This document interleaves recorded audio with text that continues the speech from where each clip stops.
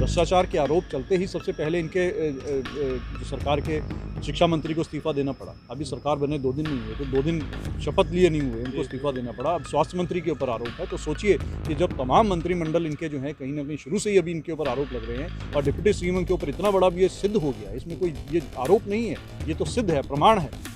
तो सरकार क्या जनता की सेवा करेगी और सुशासन बाबू किस तरह का अब ये और सुशासन इन 5 सालों में देंगे, ये बहुत ही चिंता का विषय है। देखिए, सरकार जिसका गठन ही विवादों में हुआ हो, जिसकी जो है बुनियाद ही विवादों में रही हो, तो सरकार विवादों में रहेगी।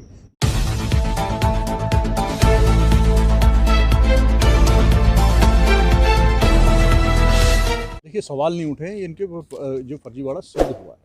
डिप्टी सीएम तारकिशोर प्रसाद जी ने लगातार 4 चुनावों में अपनी चारों बार उम्र छुपाने का काम किया और झूठ बोल करके अलग अलग एफिडेविट्स दिए।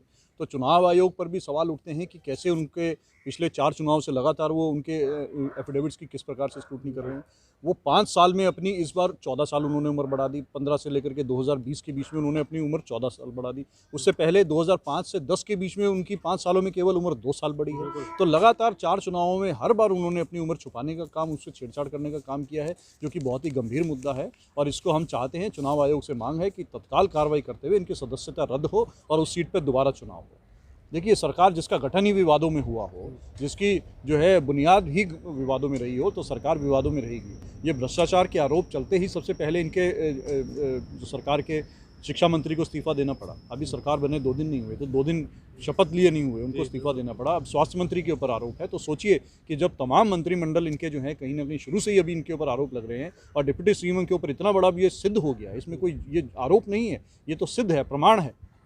तो सरकार क्या जनता की सेवा करेगी और सुशासन बाबू किस तरह का अब ये और कुशासन इन 5 सालों में देंगे, ये बहुत ही चिंता का बात है।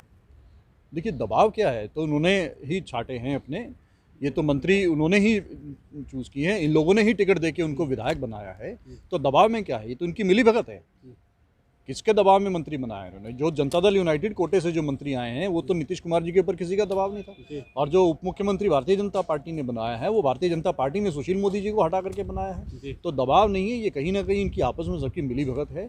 और ये बंदर बाट करने के लिए, बिहार की जनता की टैक्स की कमाई का पैसा जनता पे ना खर्च हो, आपस में बंदर बाट करने के लिए एक ये बहुत बड़ा गठजोड़ इनका जो हुआ है, जो कि बिहार के लिए बहुत ही दुर्भाग्यपूर्ण।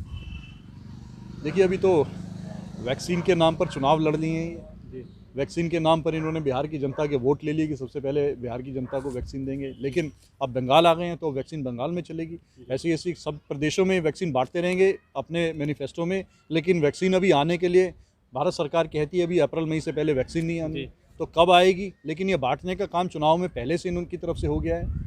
तो ये जनता देख रही है कि कौन सी वैक्सीन आ रही है और कौन बांट रहा है, तो आगे के लिए जनता को देखना चाहिए। अब बिहार के बाद बंगाल चुनाव आ रहे हैं, तो हमें लगता है यही वैक्सीन की गोली का जो है वहाँ बंगाल में भी देंगे, लेकिन जनता अब समझ चुकी है इनके झांसे में आने वाली नहीं है। एनडीए की देखिए, बिल्कुल नहीं चढ़ेगी। एक तो जिस आधार पर ये जो है जबरदस्त जो है अपने कैंडिडेट्स को लास्ट में जिता करके जिन सीटों पर 150, 200 की मार्जिन से हमारे कांग्रेस के और आरजेडी के कैंडिडेट जीत रहे थे, अचानक उनको हरवा दिया जाता है और दूसरे भारतीय जनता पार्टी और जनता दल यूनाइटेड कैंडिडेट्स को जीत का सर्टिफिकेट दिया जाता है। तो जिस तरह से इन्होंने सरकार अपनी जबरन जो है एक दादागिरी से चलाई है, और ऊपर से भारतीय जनता पार्टी के विधायक ज़्यादा हैं, और एक मजबूरी में मजबूर मुख्यमंत्री नीतीश कुमार को इनको शपथ दिलानी पड़ी है, तो ये बहुत दिन चलने वाला नहीं है। मजबूरी का खेल बहुत दिन चलने वाला नहीं है। भारतीय जनता पार्टी को जहाँ सत्ता पहले मिलती है उनको अपना चाहिए। तो ये महीने 2 महीने के लिए नीतीश कुमार जी को एक मजबूर मुख्यमंत्री के रूप में चलाएंगे, लेकिन उसके बाद दूध में से मक्खी की तरह बाहर निकालेंगे। दूसरी तरफ नीतीश बाबू हैं, वो भी बिना सत्ता के, बिना कुर्सी के नहीं रह सकते हैं, तो कुमार भी कहा जाता है, उन्हें कुर्सी कुमार कहा जाता है। और कहीं ना कहीं एक जहाँ उनको एक अपना वो फ़ायदा दिखता है, वो तुरंत अपना पासा वहीं पलट लेते हैं। तो ये जब जहाँ हितों का टकराव बहुत ज़्यादा होने लगे और लालच बहुत ज़्यादा आ जाए, तो वहाँ ज़्यादा मेलजोल चलता नहीं है। तो ये मेलजोल इनका जो ये ठगबंधन है, ज़्यादा चलने वाला नहीं है।